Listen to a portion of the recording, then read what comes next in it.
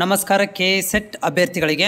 So ಪ್ರತಿ ವರ್ಷವೂ ಕೂಡ ನೀವು ಏನು ಒಂದು ಈಗ ಅಪ್ಲಿಕೇಶನ್ ಹಾಕ್ತಿದ್ದೀರಿ, ನೀವು ಈ ವರ್ಷ ಅಪ್ಲಿಕೇಶನ್ ಹಾಕ್ತಾಯಿದ್ದೀರಿ.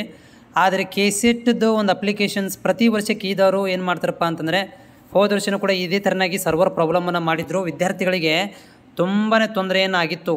ಆದರೆ ಅವ್ರು ಏನು ಮಾಡಿದ್ರು, ಅವಾಗ ಡೇಟ್ಗಳನ್ನು ಎಕ್ಸ್ಟೆನ್ಷನ್ ಕೊಟ್ಟಿದ್ದರು. ಆದರೆ ಇವಾಗ ನೋಡಿ ಅಪ್ಲಿಕೇಶನ್ಸ್ಗಳನ್ನು ವಿದ್ಯಾರ್ಥಿಗಳು ಹೇಳ್ತಾರೆ ಸರ್ವರ್ ಇರೋ ಮತ್ತೆ ಬಂದಾಗಿದೆ. ಸೊ ಇದು ಏನಂತಂದರೆ ಎಕ್ಸ್ಟೆನ್ಷನ್ ಮಾಡುವಂಥ ಎಲ್ಲ ಒಂದು ಲಕ್ಷಣಗಳು ಕಾಣಿಸ್ತಾ ಇದ್ದಾವೆ ಅಭ್ಯರ್ಥಿಗಳೇ. ಅದ್ರ ಜೊತೆಗೆ ನೀವು ಪ್ರತಿಯೊಬ್ಬರು ಏನು ಮಾಡಬೇಕಂತಂದರೆ KEಗೆ ಕಾಲ್ ಮಾಡಬೇಕು. ಸಂಪರ್ಕಿಸಿ ಅಂತ ಒಂದು ಕಾಂಟ್ಯಾಕ್ಟ್ ನಂಬರ್ ಇದೆ KE ವೆಬ್ಸೈಟ್ ಒಳಗಡೆ ತಳಭಾಗದಲ್ಲಿ. ಅದಕ್ಕೆ ನೀವು ಕಾಲ್ ಮಾಡಿ ಅವರಿಗೆ ನೀವು ಪ್ರೆಷರೈಸ್ ಹಾಕಿದರೆ ಅವ್ರು ಏನು ಮಾಡ್ತಾರಪ್ಪ ಅಂತಂದರೆ, ಏನು ಯಾಕೆ ಇದು ಬಂದ್ ಆಗ್ತಾಯಿದೆ ಅಂತಂದರೆ, ಇದು ಯಾಕೆ ಲಿಂಕ್ ಓಪನ್ ಆಗ್ತಾಯಿಲ್ಲ ಅಂತಂದರೆ, ಸೊ ಈ ವಿದ್ಯಾರ್ಥಿಗಳಿಗೂ ನಾನು ಮೊನ್ನೆ ಒಂದು ವಿಡಿಯೋ ಮಾಡಿ ಹಾಕಿದ್ದೆ. ಏನಂತಂದರೆ, ನಿಮ್ಮ ಒಂದು ID ನಂಬರ್ ಮಿಸ್ ಮ್ಯಾಚ್ ಆಗ್ತಾಯಿದೆ. ಮ್ಯಾರೇಜ್ ಆದವ್ರು ಏನು ಮಾಡಬೇಕು, ID ನಂಬರ್ ಈ ಪ್ರಾಬ್ಲಮನ್ನು ಸಾಲ್ವ್ ಮಾಡೋ ಸಲುವಾಗಿ ಭಾಳಷ್ಟು ವಿದ್ಯಾರ್ಥಿಗಳು KEಗೆ ಹೋಗಿ ಕಂಪ್ಲೇಂಟನ್ನು ಮಾಡಿದರು. ಸೊ ಈ ಒಂದು ಕಂಪ್ಲೇಂಟನ್ನು ಸಾಲ್ವ್ ಮಾಡೋ ಸಲುವಾಗಿ ಅವ್ರು ಏನು ಮಾಡ್ತಿದ್ದಾರೆ, ಈ ಒಂದು ಲಿಂಕನ್ನು ಸರಿಯಾಗಿ ಅಪ್ಡೇಟ್ ಮಾಡ್ತಾಯಿದ್ದಾರೆ. ಓಕೆ, ಮುಂದಿನ ದಿನಗಳಲ್ಲಿ ಇದು ಏನಾಗ್ಬೋದು, ಎಕ್ಸ್ಟೆನ್ಷನ್ ಆಗುತ್ತೆ.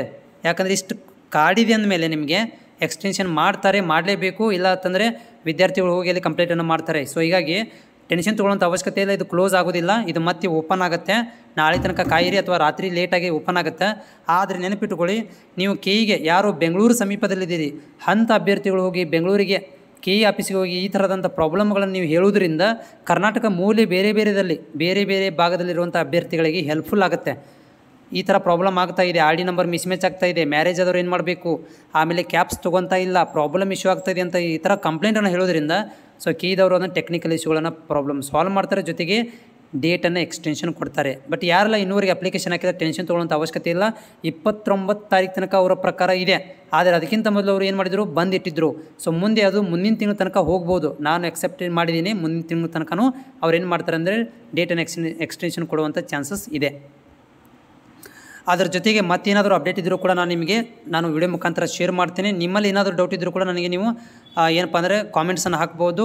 ಅದಕ್ಕೆ ಸಂಬಂಧಿತ ಡೌಟ್ಗಳನ್ನು ಕೂಡ ನಾನು ಕ್ಲಿಯರ್ ಮಾಡಲಿಕ್ಕೆ ಪ್ರಯತ್ನ ಮಾಡ್ತೀನಿ. ಟೆನ್ಷನ್ ತೊಗೊಳ್ಳುವಂಥ ಅವಶ್ಯಕತೆ ಇಲ್ಲ.